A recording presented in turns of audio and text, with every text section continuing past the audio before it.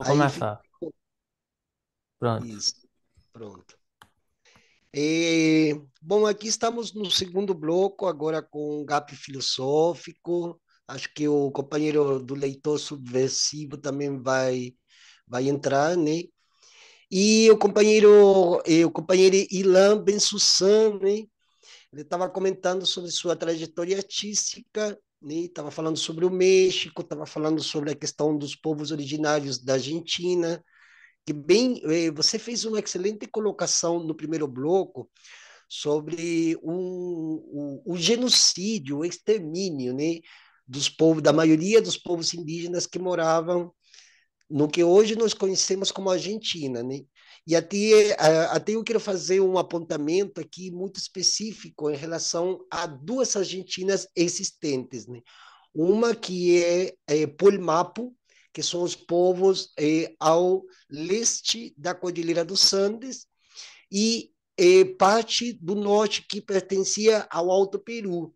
Inclusive agora, para que as pessoas que vão ouvir e vão assistir essa nossa live, essa nossa entrevista gravada, inclusive para os companheiros dos canais Abya Yala, Gap Filosófico, Genifil, Leitor Subversivo, o mês de setembro é o mês das mulheres indígenas, justamente homenageando, né, a Bartolina Cisa, né, que foi a companheira do nosso grande ancestral Tupac Katari, né, quando da revolução, a primeira revolução, aliás, a primeira revolução indígena-camponesa de Abya Yala, muito antes da Revolução Mexicana de 1910, né? E essa revolução, que é uma das coisas que eu já venho apontando nos vídeos do canal Abya Yala, é uma revolução que antecede, que a história deveria reconhecer que foi a segunda maior revolução mundial indígena-camponesa depois da grande revolução na década de 1500 na Europa, quando o teólogo Thomas Müntzer ele foi incriminado e assassinado, né, inclusive pelas hordas bárbaras que havia na Europa durante o exercício de mando, como nós conhecemos hoje em dia, de Carlos Magno, né? Carlos Magno foi um dos que investiu pesado contra as comunidades originárias que haviam dentro da própria Europa, né? Então, houve uma grande rebelião indígena camponesa, se se quer, lá na Europa, e a segunda maior foi a que aconteceu na década de 1780, no Alto Peru, perdão, em 1770, no Alto Peru, que antecede a tal de Revolução Francesa, que tanto se coloca em órbita nos livros de história, né? E uma revolução muito importante, na qual Tupac Katari foi um dos grandes líderes espirituais, e a sua companheira Bartolina Cisa, também uma grande guia dos povos originários do sul de Abya Yala, né? Isso eu queria colocar aqui em concomitância com as falas do nosso companheiro Ilan. Se, se bem essa parte da história ainda não está sendo bem contada, mas dentro do aspecto cultural e principalmente artístico, Ilan, você compreende essa situação histórica de modo que possa ser compreendida para a população através do exercício das manifestações artísticas, como você tem feito até agora? É possível isso? Eu acho eu acho que é uma das coisas que a gente pode fazer, né? É, eu, é, eu acho que agora, por exemplo, eu estou às voltas, Ludwig, vou te contar, com a escritura de um livro que eu queria anunciar aqui, não sei quando é que ele vai terminar. Na verdade, eu já tô bastante avançado no que vai ser ele, e esse livro se chama História sul-americana da imortalidade. E é um texto, já que tem tantas pessoas, digamos assim, tantas filósofas aqui presentes nesses canais, né? É um texto que pretende ser um texto, na sua estrutura, um texto como os textos de Platão, que são simplesmente relatórios de diálogos. Então, é só um grande diálogo que envolve muitas personagens. É, e essas personagens elas vão tratando justamente da maneira como a memória, o esquecimento, a morte e a sobrevida é pensada de várias maneiras nesse continente. Então, essa é uma maneira de trazer à tona essa história, né? E há poucas páginas atrás eu estava justamente às voltas com Bartolina Sissa, porque uma das pessoas que aparece nesse diálogo é uma personagem muito importante da história da sublevação, das sublevações indígenas nesse continente, que é a personagem do Conhambebe. O Conhambebe é um tupinambá que ficou famoso porque o Hans Tatten mais ou menos relata ele comentando o fato dele estar comendo uma perna humana, dizendo alguma coisa do tipo não amola, tá gostoso, ou então alguma coisa como não amola, eu sou uma onça. E se eu sou uma onça, então eu posso comer uma perna humana, né? É, e um pouco assim como a história, a complexa história da digestão das carnes humanas, vamos dizer assim, foi apagada e destituída nesse continente, muitas histórias sobre morte, vida e mortalidade foram destituídas. E eu não tenho condição de fazer uma espécie de. É, eu não tenho condição de fazer um tratado sobre isso, né?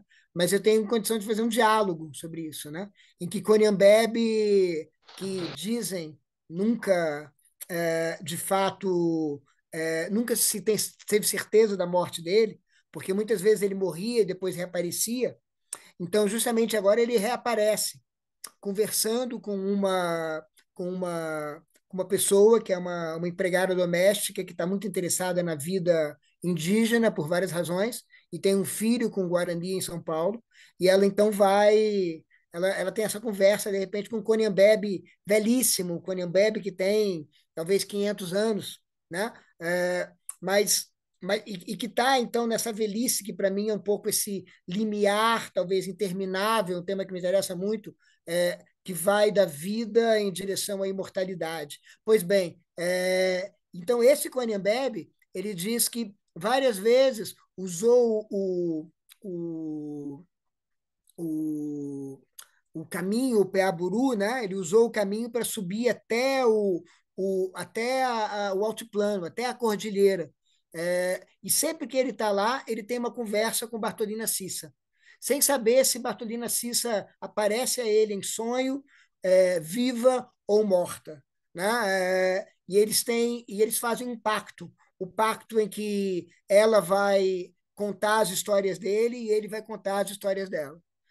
Então, um pouco uma maneira de, em certo sentido, falar dessa rebelião, que talvez tenha sido a maior rebelião, pelo que você falou, né, a maior rebelião indígena das Américas, né? Que não, e que eu acho que não é certo dizer que é a primeira, porque houve muitíssimas rebeliões, né? Muitíssimas, acho que houve rebeliões por toda parte, né? Houve rebeliões que instituíram, inclusive, pequenos estados, por exemplo, em Tlaxcala, no México, pequenos estados que mais ou menos tentavam negociar uma certa autonomia através do peso da Igreja Católica. Houve várias formações políticas aí que a gente está falando de muito, muito, muito, muito tempo.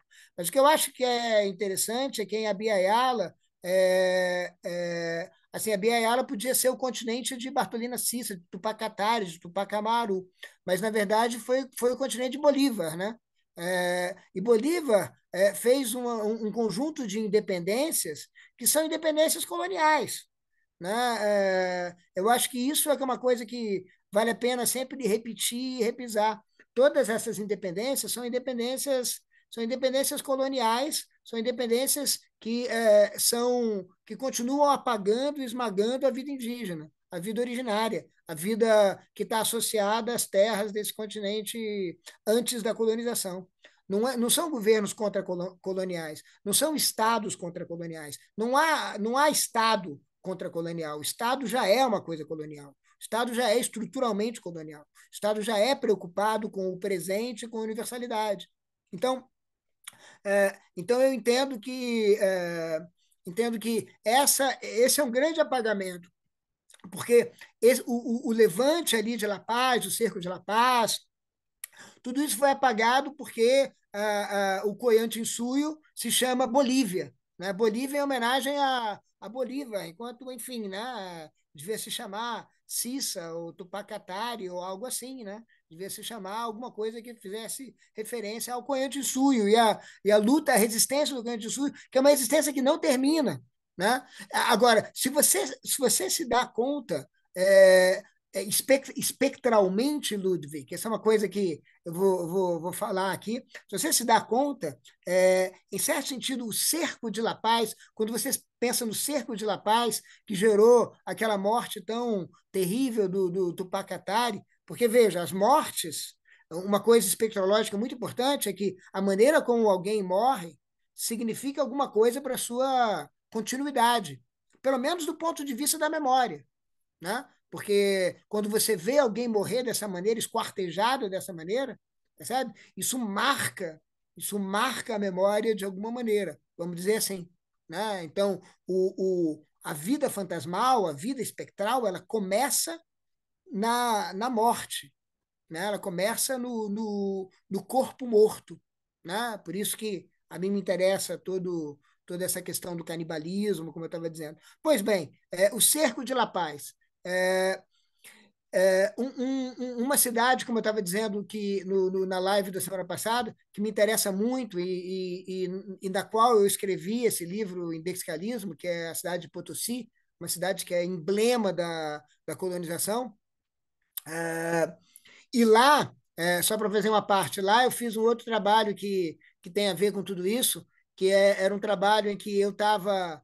É um trabalho que parece tecnológico, mas na verdade não era tão tecnológico. Eu estava em Potosí, enquanto eu tinha um amigo que estava em Sevilha, na Espanha.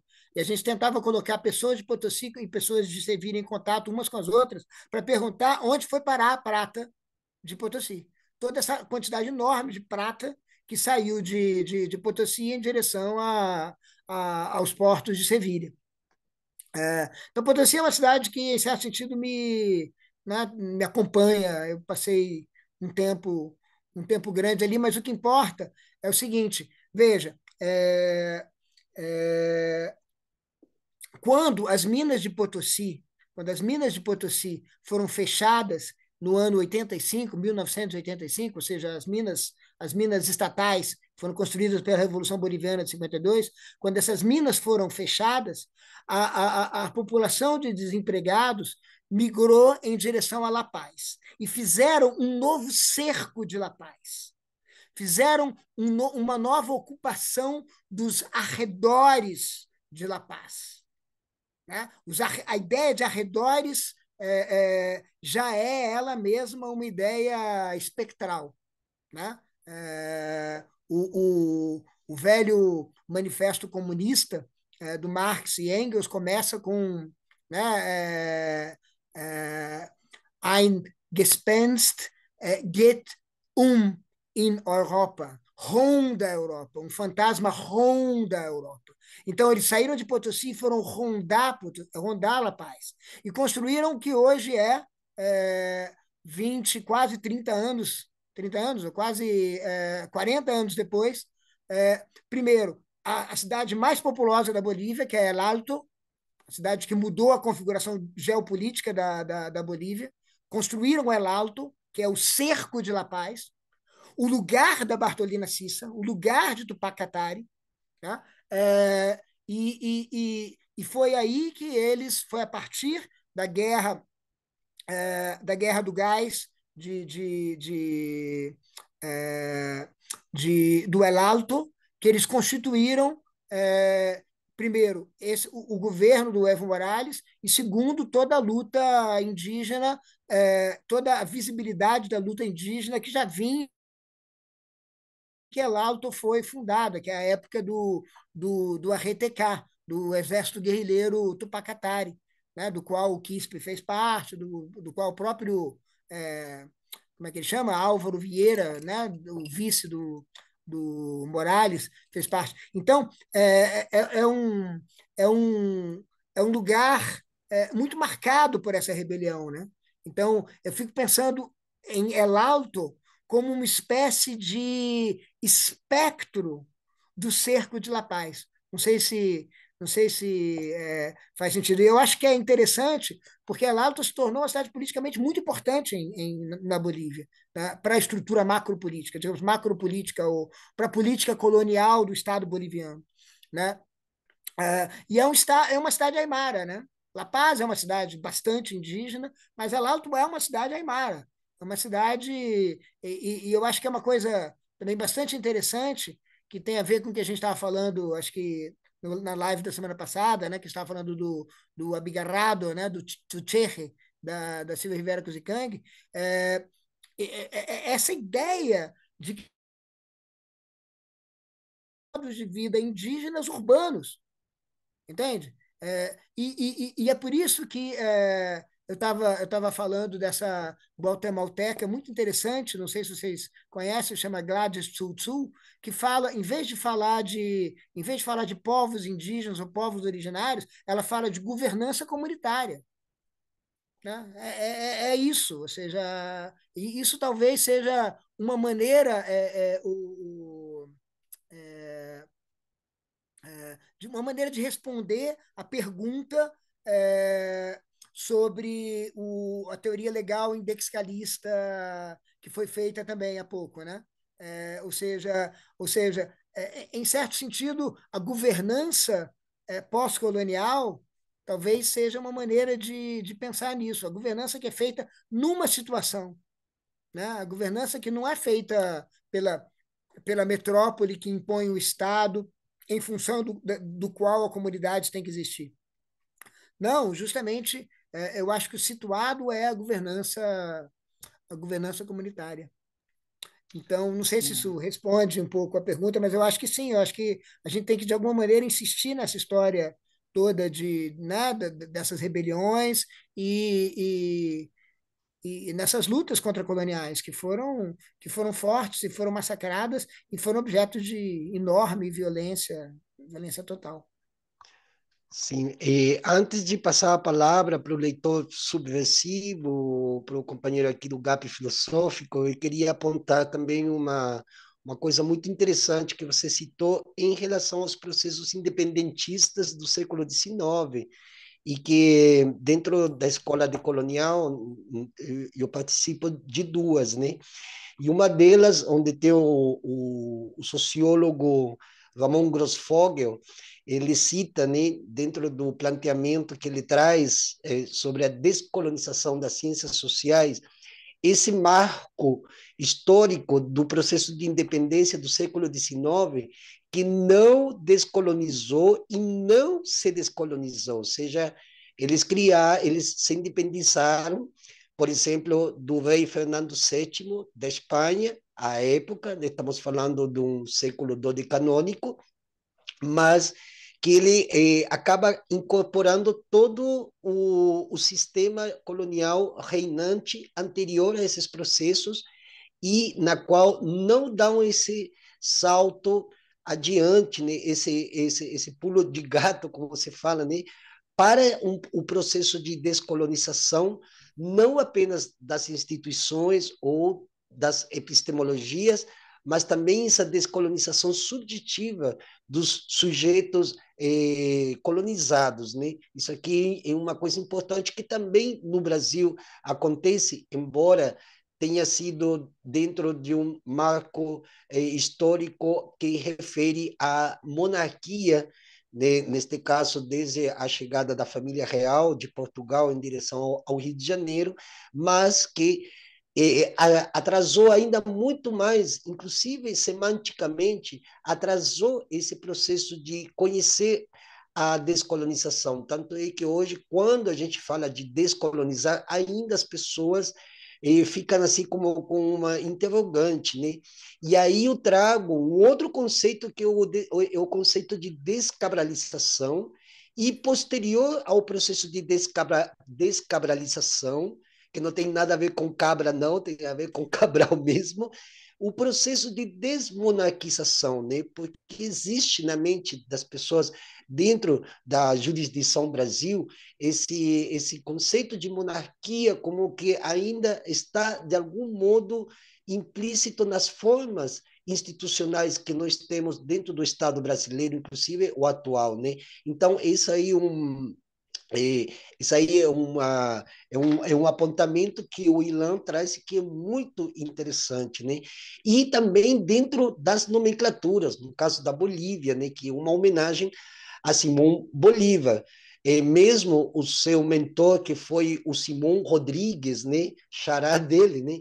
Mas o mentor também não faz essa educação decolonial ou descolonizadora, se a gente quiser falar ou nomear algum projeto, né, de um futuro ancestral, né? Inclusive depois vou passar a palavra para o leitor, se quiser falar alguma coisa, para o Alberto, e depois eu quero tocar fazendo um diálogo com esse futuro ancestral da qual o parente aí, Ailton Krenak traz no seu texto, né?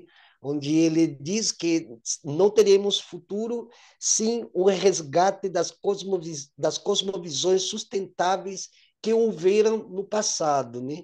Que é uma frase muito específica dele em relação a esse texto. Companheiro do leitor subversivo, quer fazer algum apontamento? Alberto?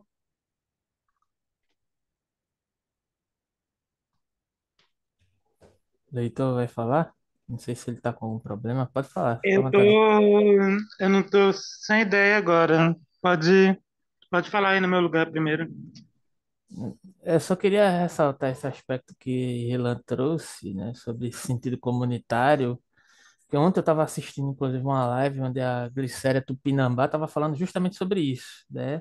E aí eu vou traduzir a fala dela, não que eu esteja falando isso, né? Mas assim, eu vou transportar a fala dela para o que Ilan estava dizendo. Ela diz que o que ela disse é que, por muitas vezes, a questão da autodeclaração termina se circunscrevendo dentro de demandas muito particulares, esquece de desenvolver os aspectos políticos e comunitários para uma reelaboração de uma reinserção de fato concreta das causas indígenas em termos de vivências compartilhadas. Eu acho que ressoa com o que você mencionou aqui agora há pouco. Uma das reivindicações que ela fez foi justamente nesse sentido, né? Muito próximo dessa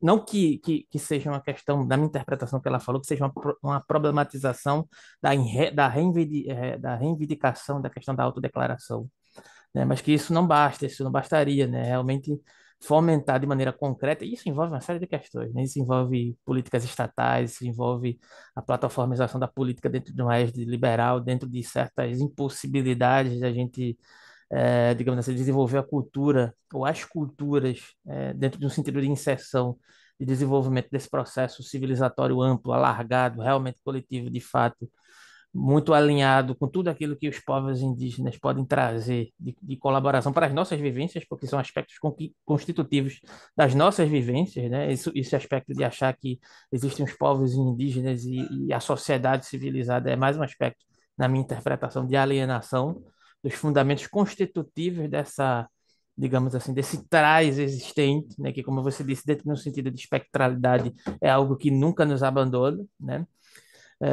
Não que remeta a uma certa espécie de fundamento, mas é uma espécie de relação, de construção concreta que se desemboca nesse processo de uma certa produção de memória dentro do sentido concreto afetivo, né? Mas que é uma reivindicação que ela faz dentro de um advogar por uma espécie de política concreta. Não sei o que é que você acha disso, o que é que o Ludwig teria a comentar sobre isso, que eu acho que lança a luz sobre algo que foi mencionado aqui a partir da fala dela que eu estava escutando ontem. que é que vocês têm a comentar sobre essa questão? Sim, o, é, de fato, né? Eu acho que essa questão de identificação ela tem algumas armadilhas e é interessante a sabedoria dos povos que foram trazidos da África ao chegarem aqui e eu acho isso uma coisa impressionante na história na história de Pindorama, né? Para usar o termo que o Ludwig usa de vez em quando, que é justamente a chegada dessas pessoas e sim, eu vi que vai encerrar em 10 minutos essa sala. Vamos tentar ficar, depois a gente, né, tentar ficar os 10 minutos, depois a gente passa para outra. É, sim, e o que eu ia dizer é o seguinte, eu acho que a sagacidade, né, a lucidez está em que a única maneira de escapar do, do regime colonial de plantations que estava instaurado aqui é o quilombo, ou seja, é a governança comunitária. Né? Ou seja, a libertação, digamos assim, a alternativa, digamos, não é a emancipação da escravidão, é destituição de uma sociedade colonial. E isso eu acho que é muito importante, porque, em certo sentido, a estrutura da colonialidade ela envolve a imposição de uma certa maneira de lidar com o território em termos de possessão, em termos de propriedade, né? E ela envolve justamente essa ideia de que a liberdade só começa depois de uma desigualdade, essa desigualdade que permite que certas coisas sejam propriedades, certas coisas, certas pessoas, na verdade, a própria distinção entre coisas e pessoas, né? Que certos itens, digamos, sejam propriedade de alguém. Mais ou menos como a gente fala assim, a liberdade liberal é a liberdade dos proprietários, né? Dos donos de fazendas, dos donos de um certo capital. Essa é a liberdade liberal na base. E ela continua sempre sendo isso. A liberdade é ter um âmbito, um escopo, um domínio no qual você tem absoluta soberania. Né? Eu acho que é esse elemento. Me disseram, eu não vi isso acontecer, mas eu entendo completamente que numa das lives recentes da Denise Ferreira da Silva, ela disse: não me interessa a emancipação. E é claro, exatamente. Eu acho que esse é um ponto muito importante, né, dessa pessoa que eu acho que é muito importante na luta contra a colonial hoje em dia, né? Então ela está dizendo, a emancipação não me interessa, que a emancipação é simplesmente dizer quem é que vai ser propriedade de alguém, quem é que vai continuar estando na mão de alguém, porque emancipar é sair da mão. Se alguma coisa sai da mão, significa que outra coisa vai estar na mão e que você vai ter alguma outra coisa na sua mão. Então, isso que eu acho que é extremamente sagaz nessa questão da governança comunitária, né? Ou seja, não tem saída não tem saída. Você não independiza os escravos, você não abole a escravatura. Né? Como eu estava dizendo, as voltas com o caso argentino esses dias, e o caso argentino, e o caso dos afro-argentinos, né, que também desapareceram. Né? E a razão pela qual eles desapareceram foi, quer dizer, ninguém sabe direito, essa história é uma história também bastante mal contada, a história desses desaparecimentos. E tem muito a ver com a guerra e tal, mandar essas pessoas para a guerra, inclusive para a Guerra do Paraguai, mas uma outra coisa que acontece é justamente que a abolição, às vezes, é uma tragédia, como o Brasil foi, porque você não tem propriedade, então você não é nada. Uma sociedade que não tem igualdade, que coloca a liberdade como sucursal da desigualdade, você ser livre e não ser proprietário não é nada, não é coisa alguma. Né? Você não tem soberania sobre nada. Né? E aí, eu acho que esse ponto, que eu acho que é um ponto que fica muito claro, muito lucidamente analisado pela Denise Ferreira da Silva, eu acho que é um ponto que também encontra eco num livro, enfim, que esse livro é talvez bastante popular, né? Que é o livro do Graeber e do Anne Grow, que chama Despertar de Tudo, que tem lá um pouco o Ludwig fez um comentário muito interessante. Alguns anos antes da Revolução Francesa, deu-se, né, o Cerco de La Paz e a revolta do Alto Peru, a revolta de Bartolina Cissa e Tupac Katari. Mas a própria Revolução Francesa, se você está com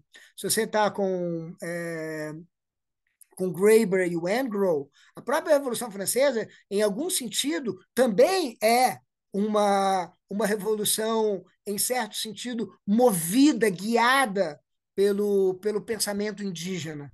Né? E aí eu penso no Graeber, mas eu penso eu tenho pessoal aqui no meu grupo trabalhando com justamente o texto do Oswald de Andrade, A Marcha das Utopias, que é um texto que também não é tão original, mas é um texto que, em certo sentido, aponta para essa origem indígena de muito do pensamento, vamos dizer, para começar, político da Europa a partir do século XVI.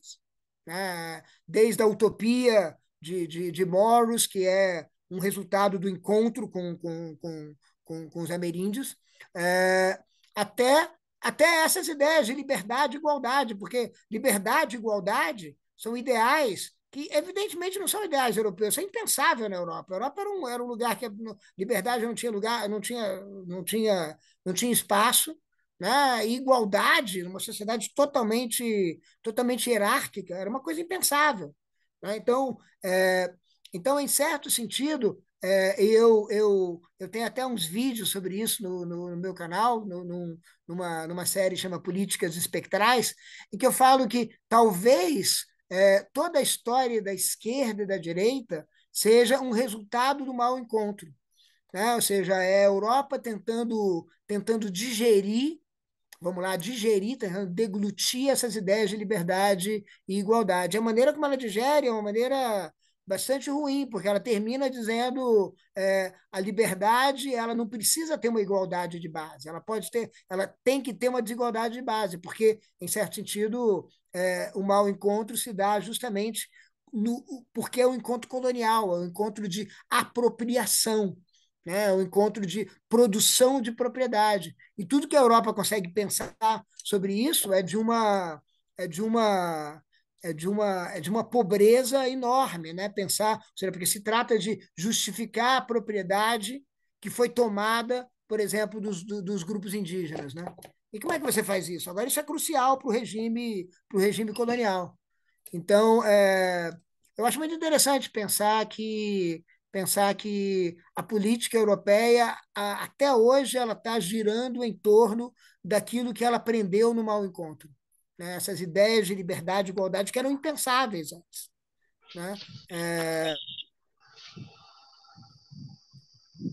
Microfone aberto aí, leitor. Pensei que o leitor ia falar É, alguma eu coisa. já vi uns pontos de contato entre a teoria. Leitor, rapidinho, deixa eu dizer uma coisa aqui. A gente tem 1 minuto e pouco, é muito difícil que você consiga desenvolver um raciocínio. Então vamos fazer o seguinte: eu vou parar a gravação